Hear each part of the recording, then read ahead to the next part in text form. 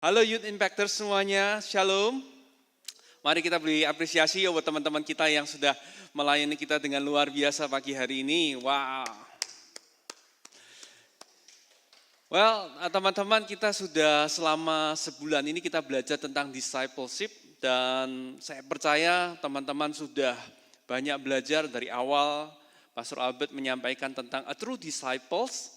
Lalu di minggu kedua saya menyampaikan tentang the special people. Lalu minggu lalu kita belajar tentang home. Dan minggu ini kalau David memberikan sebuah usulan yang sangat bagus, saya akan menutup dengan topik following Jesus. Following Jesus. Kalau kita mendengar istilah follow, apa yang muncul di pikiran teman-teman? Saya percaya di era milenial seperti kita, anak-anak milenial, pada waktu kita mendengar follow, yang terbesit di dalam pikiran kita adalah mungkin sebuah gambaran seperti ini. Silakan. Ya, apakah Tuhan Yesus itu punya Instagram ya? Apakah dia punya TikTok account? Apakah maksudnya follow itu follow account-nya? Apakah Tuhan Yesus itu kira-kira bisa di DM enggak ya? Kalau dia di DM jam 1 pagi gitu kira-kira dia menjawab kita enggak? Apakah follow yang seperti itu yang dimaksud? Apa sih sebetulnya arti dari following Jesus? Saya ingin kita belajar bersama-sama dari Matius 4 ayat yang 19. Tadi sudah juga disampaikan oleh Pastor Albert. Dikatakan dari terjemahan AMPC, Amplified Classic Version, saya akan terjemahkan dalam bahasa Indonesia, katakan, dan dia berkata kepada mereka, murid-muridnya, ikutlah aku sebagai murid-muridku, menerimaku sebagai Tuan dan Guru, dan menjalani kehidupan seperti aku. Dan aku akan membuat kalian menjadi penjala manusia. Jadi apa sih arti mengikut Yesus? Kalau kita tadi belajar dari definisi yang kita baca dalam Matius 4 ayat 19, tentu ternyata sangat berbeda dengan artinya follow seseorang di Instagram atau di TikTok. Mungkin teman-teman punya, teman-teman teen di sini, teman-teman youth camp di sini juga punya favorit YouTuber. Siapa yang punya? Saya juga punya ya. Suka nonton YouTube channel tertentu. Bukan seperti itu. Following Jesus is not about just following his account atau his medsos account. Tapi ngomongin soal untuk mengikuti dia dari sebuah kedekatan. Menerima dia sebagai Tuan dan Guru. Artinya kita berjalan cukup dekat dan kita mengerti betul apa sih yang Tuhan Yesus maksudkan. Gambar yang kedua, silakan. Ya, di sini dikatakan, ya mengikut Yesus itu bukan soal following di Twitter atau di Tumblr. Yang betul-betul Tuhan Yesus ingini adalah kita mengikuti dia secara fisik, secara kedekatan, secara intim. Nah, apa sih bedanya untuk kita follow Jesus dan follow a YouTuber? Kalau kita follow a YouTuber, kita nggak suka sama salah satu kontennya, apa yang kita lakukan? Next time kita unfollow, kita unsubscribe. Kita nggak lagi ngikutin video-videonya, update-update-nya kita nggak tahu. Sama halnya juga dengan Instagram dan TikTok.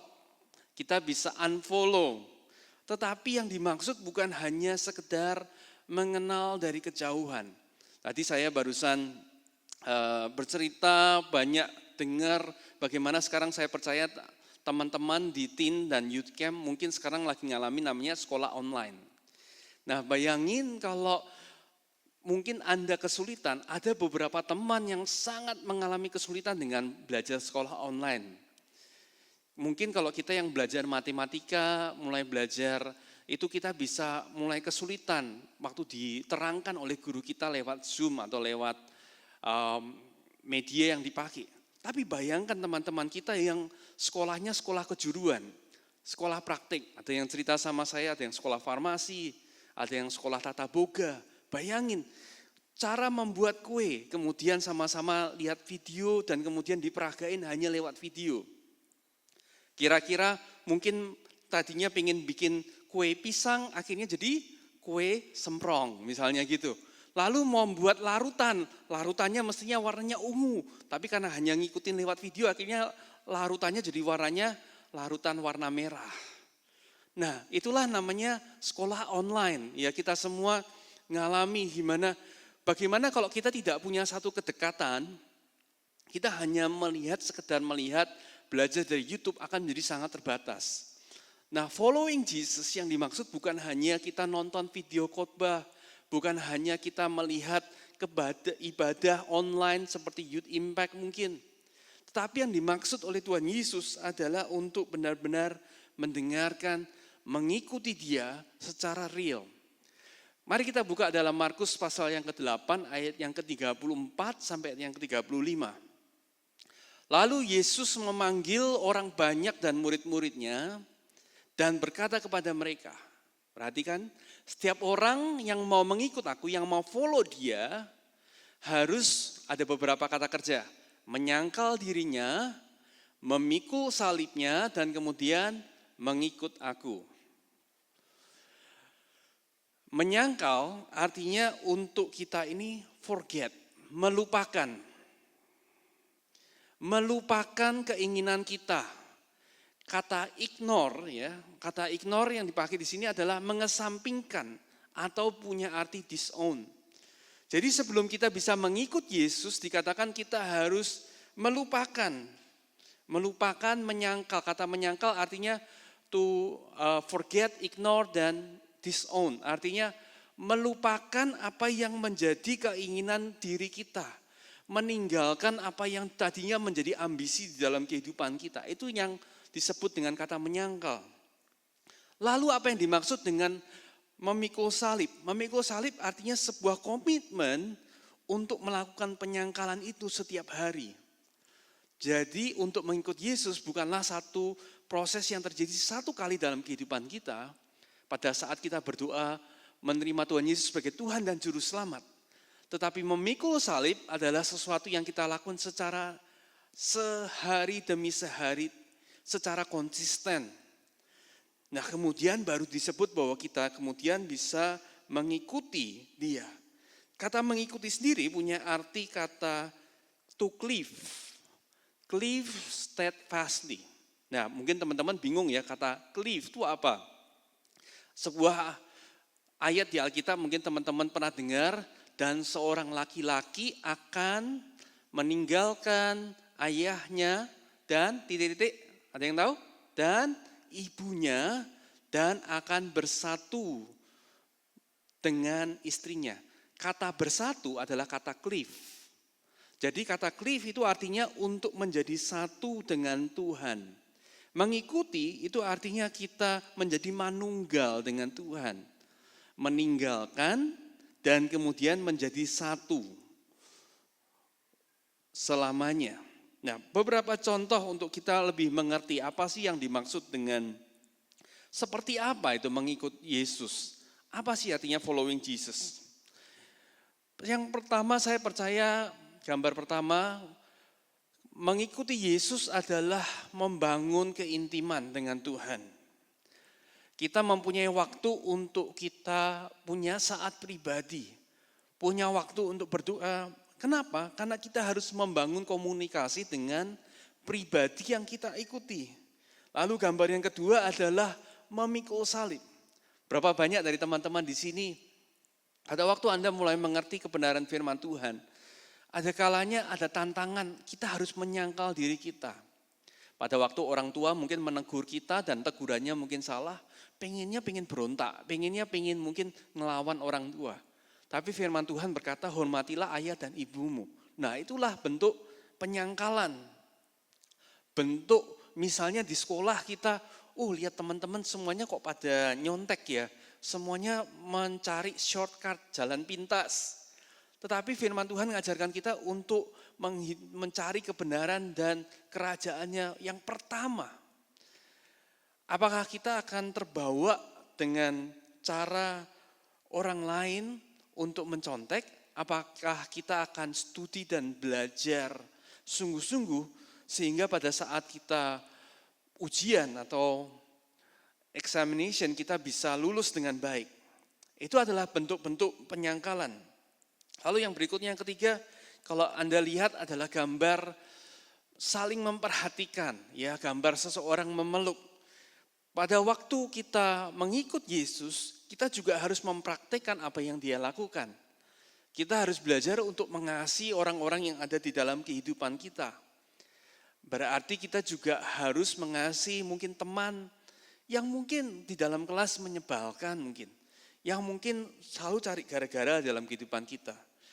Lalu berikutnya apa lagi? Kita harus belajar untuk gambar berikutnya adalah donate, ya, untuk memberikan barang milik kita kepada orang lain. Sebagaimana kita belajar bahwa Tuhan Yesus juga memberikan hidupnya kepada orang lain, kita pun juga harus mengikuti contoh yang sama. Dan yang terakhir kita lihat gambar bagaimana Tuhan Yesus membasuh kaki murid-muridnya. Ini adalah suatu gambaran untuk merendahkan hati untuk bisa melayani orang lain. Jadi di sini adalah beberapa contoh-contoh nyata dalam kehidupan sehari-hari dan saya percaya ada begitu banyak contoh yang lain.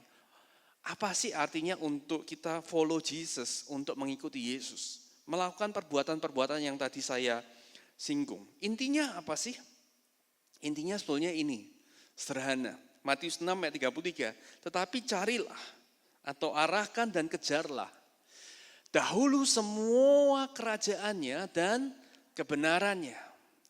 Dalam kurung, caranya dalam melakukan hal-hal dan identitas kebenarannya. Dan kemudian semuanya itu akan diberikan kepadamu sebagai tambahan. Jadi di dalam kehidupan, pada waktu kita bilang following Jesus, itu artinya kita mengutamakan Dia. Yang jadi prioritas kehidupan kita harus bagaimana saya makin menjadi serupa dengan guru saya. Bagaimana saya semakin menjadi serupa dengan Kristus. Bukan perkara-perkara lain, apalagi ambisi-ambisi dalam kehidupan kita pribadi.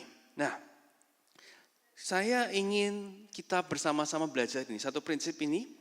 Yuk kita sama baca, the goal of discipleship. The goal of discipleship is to become like Jesus himself. To think as he thought, to feel as he felt, to act as he acted, desire what he desired. Tujuan dari pemuritan adalah untuk kita menjadi serupa dengan Yesus. Untuk berpikir sebagaimana Tuhan Yesus berpikir, untuk punya perasaan sebagaimana Tuhan Yesus punya perasaan, dan punya kehendak seperti Tuhan Yesus punya kehendak. Saya minta bantuan, pagi hari ini kita akan dibantu oleh Saudara Valentino pagi hari ini untuk memberikan gambaran kepada kita. Silakan Saudara Valentino. Goal dari discipleship tadi dikatakan silakan adalah menjadi seperti Yesus, betul ya? Menjadi seperti Yesus berarti saya harus mengikuti apapun caranya Yesus. Cara berpikirnya, cara perasaannya, betul? Dan cara berkehendaknya harus menjadi serupa. Oke, berarti saya harus cukup dekat dengan saudara yang menjadi Tuhan Yesus pada pagi hari ini. Dan katakan, tolong ajarin saya bagaimana caranya berjalan. Oke, nah saya harus ngikutin persis nih. Terus langkah berikutnya? Oh kayak begitu ya. Nah sekarang caranya makan gimana? Makan ya. Gini. Oke. Oh dilepas dulu ya. Oke. Oh kalau makan begitu ya. Nah kalau minum gimana Tuhan Yesus? Ya gitu. Oh gitu ya. Nah sekarang kalau caranya berdoa gimana? Oh pakai dulu ya, pakai langsung dulu ya, oke gitu. Nah teman-teman saya bisa mengikuti Saudara Valen karena dia cukup dekat. Karena dia secara fisik ada di samping saya. Pertanyaannya begini, mungkin teman-teman berkata, loh andai saja kalau Yesus itu secara fisik ada di dekat kita, bukankah lebih mudah untuk saya menjadi seperti Tuhan Yesus. Setuju nggak? Jawabannya salah. Menarik ya. Dulu saya pikir begitu, bahwa menjadi serupa dengan Yesus kan mestinya lebih gampang kalau murid-muridnya, betul? Murid-muridnya yang ikut sama Tuhan Yesus 24 jam, menjadi seperti Tuhan Yesus, mereka bisa lihat kok cara jalannya tadi dipraktekin gimana ya. Cara makannya tadi lihat tangan kanan dulu apa tangan kiri tadi, ya. Cara minumnya gimana, bisa ditiru persis karena saya lihat. Nah, sekarang Tuhan Yesus kan naik ke surga, silakan. Saya gimana caranya follow Jesus sekarang? Andai kata, ya, saya bisa meniru. Bagaimana saya bisa meniru Yesus? Kita lihat yuk dalam Yohanes 14 ayat 16. Yohanes 14 ayat 16 katakan, aku akan minta kepada Bapa, Tuhan Yesus yang bilang, dan ia akan memberikan kepadamu seorang penolong yang lain, supaya ia menyertai kamu selama-lamanya. Nah, siapakah penolong itu? Nah, sekarang saya minta, menurut teman-teman siapa murid-murid dari Tuhan Yesus yang paling dekat dengan Tuhan Yesus pada waktu itu? Siapa? Rasul Yohanes. Silakan, Rasul Yohanes silakan maju ke depan. Nah, andaikan Tuhan Yesus kemudian berkata, aku akan kasih penolong sama kamu, karena kamu tidak bisa follow Jesus kan? Jesusnya sekarang sudah di surga. Saya kasih seorang penolong, dan dia sangat dekat dengan Yesus, oke? Selama 3,5 tahun kamu ikut dengan Yesus, masih ingat caranya makan tadi gimana? Tadi masih ingat ya caranya? Masih ingat, saya bisa ngikutin Yohanes. Tadi caranya minum gimana? Gitu ya, Terus caranya tadi berdoa gimana? Berdoa begini, tangan kanan di depan apa tangan kiri yang di luar? Kirinya di dalam katanya, oke. Nah, sebagai seorang Yohanes, teman-teman, mungkin dia bisa menceritakan seperti apa untuk follow Jesus. Karena dia 3,5 tahun bersama dengan Yesus. Tetapi dikatakan di sini, kata penolong itu memakai kata parakletos. Parakletos itu punya arti penolong yang sama. Penolong yang sama itu artinya gini, kalau kita ngomongin Tuhan Yesus adalah apel, penolongnya juga harus apel. Kalau Tuhan Yesus adalah apel Washington, penolongnya tidak bisa apel Malang. Itu namanya tidak parakletos. Apel Washington sama apel Washington, itu namanya parakletos. Nah, berarti yang dimaksud adalah bukan Rasul Yohanes atau seorang guru yang menjadi penolong. Betul? Karena walaupun Yohanes sangat dekat dengan Yesus, dia tidak bakal bisa tahu cara berpikirnya Tuhan Yesus. Setuju? Tidak bisa tahu caranya berkehendak seperti Tuhan Yesus, apalagi untuk punya perasaan yang sama dengan Tuhan Yesus. Thank you, terima kasih. Satu-satunya cara adalah dia mengirimkan pribadi yang namanya Roh Kudus. Atau di dalam Alkitab juga sering disebut dengan rohnya Yesus. Nah, sekarang saya minta Saudara Valen untuk kembali lagi ke stage. Nah, satu-satunya saya bisa follow Jesus adalah ketika saya bertemu dengan kemudian pribadi Yesus kembali. Tapi Yesusnya kan sudah naik ke surga. Tadi dikatakan, aku akan minta kepada Bapa dan ia akan memberikan kepadamu seorang penolong, seorang parakletos, seorang penolong yang sama, supaya ia menyertai kamu selama-lamanya. Dan di Yohanes 14:26 dikatakan, tetapi penghibur, yaitu Roh Kudus, yang akan diutus oleh Bapa dalam namaku, dialah yang akan mengajarkan segala sesuatu kepadamu dan akan mengingatkan kamu akan semua yang telah kukatakan kepadamu. Nah, sekarang kalau kita dibilang kita harus follow Jesus, masuk akal, betul?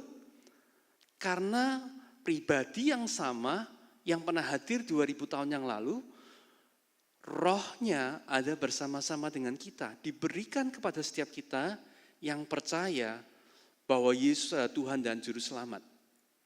Kalau saya bertemu dengan rohnya, Anda di dalam kehidupan saya, berarti saya punya kemampuan untuk tahu apa yang dia pikirkan, tahu apa yang dirasakan, dan tahu apa yang dikehendaki. Nah, saya berdoa, terima kasih. Saya berdoa supaya ini jadi pewahyuan buat kita semua. Teman-teman, tidak ada namanya discipleship, pemuritan, tanpa ada peran Roh Kudus di dalam kehidupan kita. Tidak mungkin kita dimuridkan menjadi semakin serupa dengan Kristus tanpa Roh Kudus diberikan kesempatan dan ruang yang sebebas-bebasnya di dalam kehidupan kita. Nah, saya mau tutup dengan ini. Mungkin teman-teman kemudian berpikir, loh, Kak, kalau gitu kita masing-masing menjadi serupa dengan Kristus, dimuridkan, kita bisa masing-masing dong. Kita kan punya Roh Kudus ya di samping kita, di dalam kehidupan kita. Kita bisa menjadi makin serupa dengan Yesus. Kita nggak butuh orang lain, kita nggak butuh komunitas. Pada waktu saya merenungkan itu, Roh Kudus ingatkan saya. Coba baca di dalam Kisah Para Rasul. Pada waktu Roh Kudus pertama kali turun, dalam kehidupan murid-murid, apa yang mereka lakukan? Mereka sedang berkumpul bersama. Mereka sedang berkumpul bersama. Anehnya Tuhan Yesus nggak bilang, silakan kamu tunggu Roh Kudus di rumah kamu masing-masing ya. Nanti masing-masing terima Roh Kudus di rumah masing-masing. Dikirim secara online gitu ya, secara mobile. Tetapi Roh Kudus dikirimkan kepada mereka pada waktu mereka bersatu, bersama-sama. Itu satu hal yang menarik. Kenapa? Saya percaya ada sebuah kesengajaan. Berikutnya adalah pada waktu bersama dengan Tuhan Yesus, murid-murid itu melakukan mujizat-mujizat yang luar biasa. Mereka berdoa menyembuhkan orang waktu mereka diutus oleh Tuhan Yesus. Tetapi setelah Roh Kudus hadir dalam kehidupan mereka, perkara yang mereka lakukan jauh lebih dahsyat daripada waktu mereka bersama dengan Tuhan Yesus. Jadi di sini kita bisa mengambil kesimpulan bahwa pada waktu Tuhan Yesus berkata, lebih baik jika aku pergi daripadamu, itu bukanlah suatu kalimat klise. Tapi dia betul-betul mengartikan itu. Bahwa lebih baik secara fisik Tuhan Yesus terangkat dari kita. Supaya rohnya itu bisa 24 jam beserta dengan kita. Dan murid-murid melakukan hal-hal yang ajaib dari dalam nama Tuhan Yesus. Dan kerajaan Allah disebarkan di seluruh dunia mulai dari saat itu. Nah, sebenarnya menarik kalau kita baca dalam Kisah Para Rasul, tidak berhenti di situ. Dikatakan di mana setiap kali rasul-rasul atau murid-murid itu, mereka harus membuat keputusan-keputusan yang penting. Mereka tidak hanya berkonsultasi dengan Roh Kudus, tapi mereka berdoa dan berpuasa bersama. Artinya apa? Suara Roh Kudus di dalam kehidupan mereka, tuntunan Roh Kudus dalam kehidupan mereka, dikonfirmasi lewat adanya orang-orang percaya yang lain. Pada waktu mereka berkumpul bersama, salah satu contoh adalah pada waktu mereka akan mengutus Paulus dan Silas untuk penginjilan. Dikatakan mereka berkumpul bersama, mereka berdoa, berpuasa. Kemudian mereka mendengarkan apa yang menjadi suara Roh Kudus. Jadi di sini kita belajar bahwa suara Roh Kudus bukan suara yang individual, tapi suara yang kolektif. Mereka bisa terima. Satu komunitas bisa punya pesan yang sama. Saya percaya itu terjadi karena mereka ada the community of Jesus. Makanya kita disebut the Christ community. Kita ini sebuah komunitas, kita membutuhkan Roh Kudus. Pada waktu kita izinkan Roh Kudus bekerja menjadi Tuhan dan guru kita setiap hari. Dan kita memastikan diri kita tertanam di dalam sebuah komunitas Kristus. Membuka diri kita di dalam sisi. Saya percaya ada perubahan demi perubahan. Ada hal-hal yang dahsyat yang Tuhan bisa kerjakan melalui kehidupan kita. Jadi itulah discipleship. Discipleship tidak bisa lepas dari pribadi Roh Kudus. Dan tidak bisa lepas dari komunitas dalam kehidupan kita. Saya berdoa supaya kita semua, teman-teman New Impactors diberkati pada siang hari ini. Mari kita berdoa. Tuhan, kami ucap syukur Tuhan untuk firman-Mu pada siang hari ini. Kami percaya setiap dari kami semakin mengerti apa itu pemuritan. Kami mengerti apa sih following Jesus. Kami berdoa buat setiap kami yang pagi hari ini teman-teman yang mungkin belum pernah menerima Roh Kudus dalam kehidupan kami. Pagi hari ini kami mau ambil waktu. Firman-Mu berkata kalau kami minta, maka kami akan diberi. Engkau adalah seorang Bapa yang baik, yang tidak pernah memberikan kalajengking kepada kami yang meminta telur. Engkau tidak pernah memberikan sesuatu yang buruk, tapi Engkau memberikan Roh Kudus dalam kehidupan kami. Pagi hari ini Tuhan, penuhi setiap kami Tuhan dengan Roh Kudus. Kami terima Engkau sebagai Tuhan dan Juru Selamat, sebagai Guru Agung kami.